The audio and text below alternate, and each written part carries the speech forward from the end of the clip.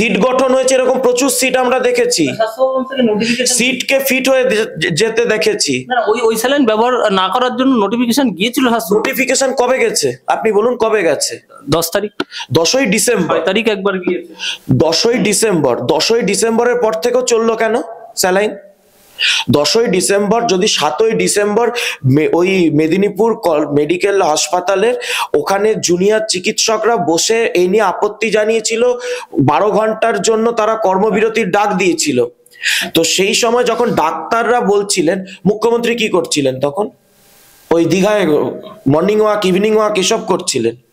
স্বাস্থ্যমন্ত্রী হিসেবে তিনি একটা রিভিউ মিটিং নেননি কেন যে এরকম রিপোর্ট আসছে? একজন প্রশাসনিক প্রধান, এই রাজ্যের মুখ্যমন্ত্রী মমতা ব্যানার্জি, তিনি দায় স্বীকারও করেছেন এবং দায় ঠেলেছেন বামপন্থী ডাক্তারদের। তারপরেও কি করে শুভেন্দু অধিকারী বললেন গিয়ে যে আমি 2 লাখ টাকা দিয়ে গেলাম, 8 লাখ টাকা আরো দেব, খুনি সরকারের পয়সা না নিতে মমতা ব্যানার্জি খুন করেছে। ঠিক এভাবে বলা যায় একজন প্রশাসনিক প্রধান, একজন সর্বময় নেত্রী, যার সারা পশ্চিমবাংলায় এত প্রভাব, বারবার ইলেকশন জিতেছেন, এত প্রভাবশালী একটা ব্যক্তি এবং প্রশাসনিক প্রধানকে খুনি বলা যায়? দেখুন, বিরোধী দলনেতা যথার্থ মন্তব্য করেছেন, কারণ যে ঘটনা, যেভাবে আমরা প্রসূতি মায়ের মৃত্যু দেখলাম, এটা কি আপনার মনে হয় নিছক একটি মৃত্যু, নিছক একটি দুর্ঘটনা?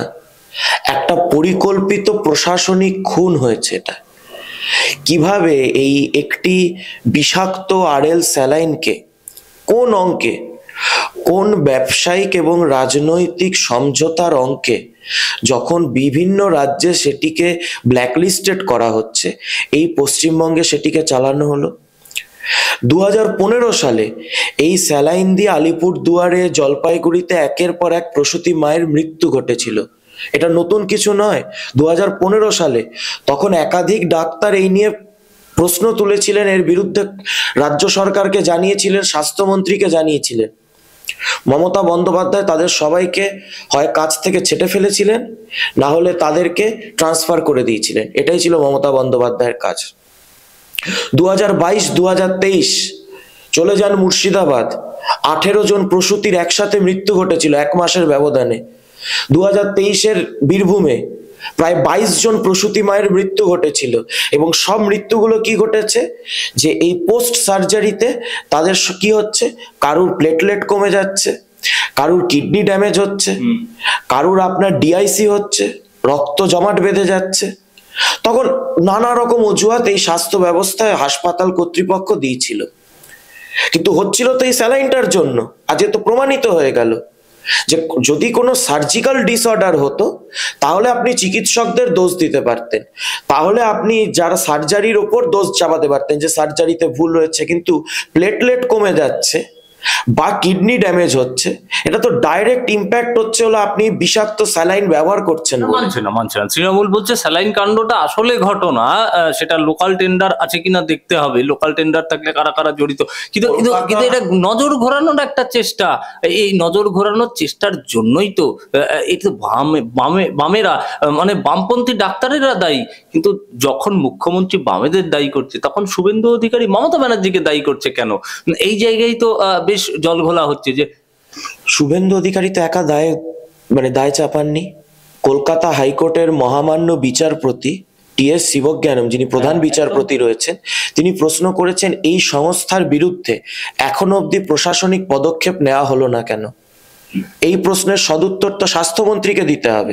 স্বরাষ্ট্র সচিব তো দিয়েছেন, তিনি বলেছেন সিট গঠন হয়েছে, সিআইডি ব্ল্যাকলিস্টেড কবে করবেন?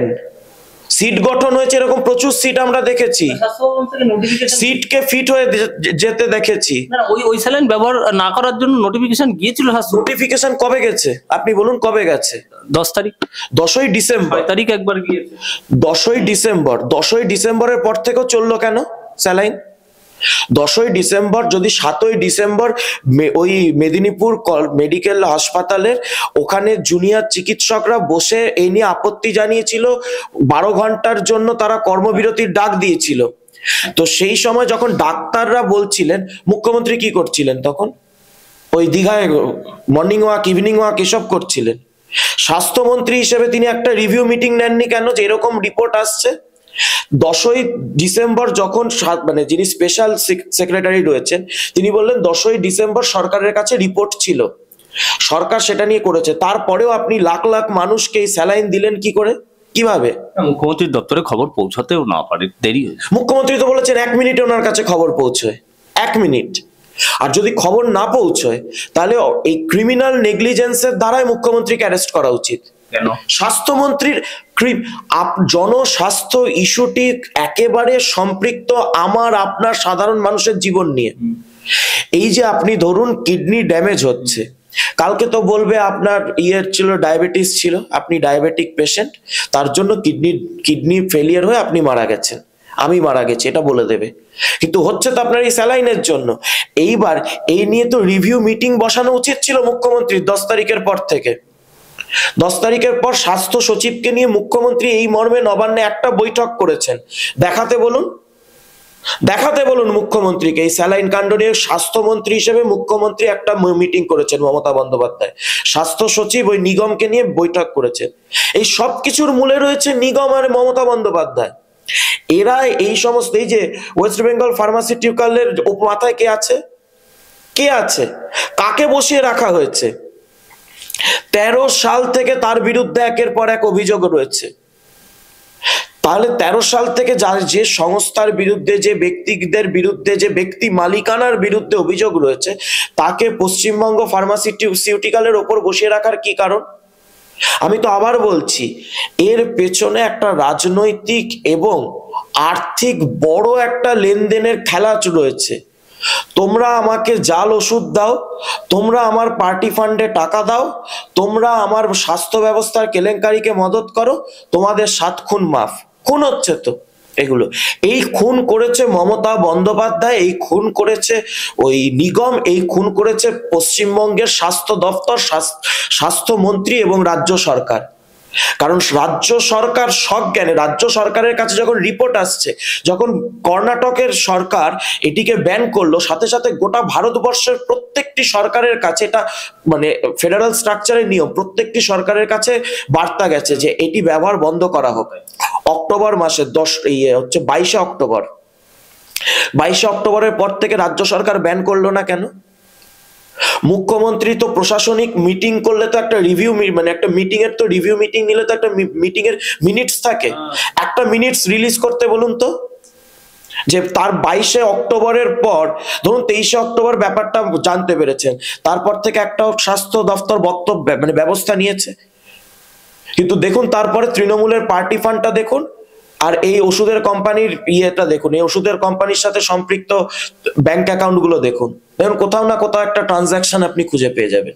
অর্থাৎ দুর্নীতি এবং কালো টাকা তৃণমূলকে প্রোভাইড করেছে বলে, তৃণমূলকে দিয়েছে বলে এই জাল ওষুধ, এই বিষাক্ত স্যালাইন হাজার হাজার লক্ষ লক্ষ সাধারণ গরিব মধ্যবিত্ত পরিবারের বাংলার মানুষের শরীরে ঢুকিয়ে তাদেরকে মারার কাজ করেছে এই সরকার খুনি সরকার।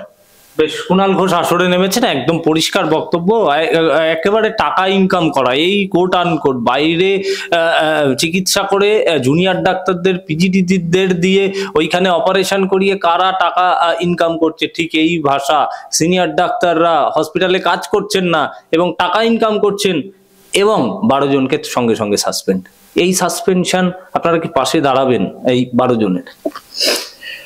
দেখুন, বিচার বিভাগীয় তদন্ত হলো না, জনস্বাস্থ্যর বিষয় মানে হলো পাবলিক হেলথ অ্যান্ড সিকিউরিটি। কেন্দ্রের সরকার একটি নির্দিষ্ট গাইডলাইন দিয়েছিল, সেটিকে ভায়োলেট করেছে রাজ্য সরকার। দেশের মহামান্য সুপ্রিম কোর্ট এই পাবলিক সিকিউরিটি নিয়ে একটা স্টেট সিকিউরিটি কাউন্সিল, রাজ্য নিরাপত্তা পরিষদ গঠন করেছিলেন। রাজ্যের চিফ সেক্রেটারি, রাজ্যের মুখ্যমন্ত্রী, রাজ্যের বিরোধী দলনেতা, এদেরকে নিয়ে একটা বৈঠক ডেকেছেন মুখ্যমন্ত্রী। স্টেট সিকিউরিটি কাউন্সিলে আনুন বিষয়টি, যে জনস্বাস্থ্য বিঘ্নিত হচ্ছে, আলোচনা হোক, ডিজিপি আসুন, মুখ্য সচিব আসুন, বিরোধী দলনেতা আসুন। সেই গণতান্ত্রিক পরিসরটা কোথায় এই রাজ্যে? আপনি একতরফা তুগলকি সিদ্ধান্ত নিয়ে নিচ্ছেন। আপনি ঝাড়খণ্ড আর উড়িষ্যার বর্ডার আটকে দিচ্ছেন, এদিকে আলু চাষিরা আলু বিক্রি করতে না পেরে আত্মহত্যা করছে। এইখানে আপনি জাল ওষুধ, জাল স্যালাইন চালাচ্ছেন, ডাক্তাররা তো, যে ডাক্তারবাবুদের কথা বলছেন, এই ডাক্তারবাবুরা তো 7ই ডিসেম্বর রাজ্য সরকারকে এবং সেখানকার হাসপাতালের এমএসভিপি কে তো জানিয়েছিল যে এই স্যালাইন দিলে মানুষগুলোর জীবন সংশয় হতে পারে।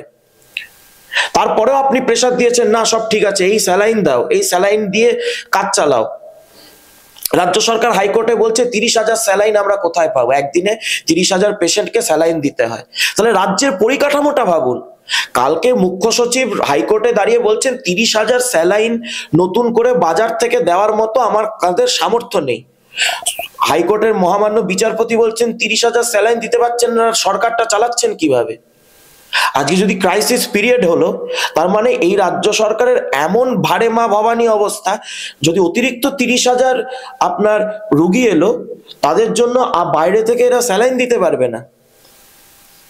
তাহলে আপনি ভাবুন আমাদের রাজ্যটা কোথায় রয়েছে। আপনি, আমি, আমার পরিবারের কেউ যদি মাঝরাত্রে অসুস্থ হয় এবং যদি আমাদের পকেটে মানে লাখ দেড়েক লাখ দুয়েক টাকা না থাকে, আমাদের যদি সরকারি হাসপাতালে আমাদের কোনো পরিবারের কাউকে নিয়ে চিকিৎসা করাতে যেতে হয়, সাথে সাথে একটা শ্মশানে ফোন করেও রাখতে হতে পারে যে দাঁড়া, এরপর হয়তো ডাইরেক্ট ওখানে আসতে হতে পারে।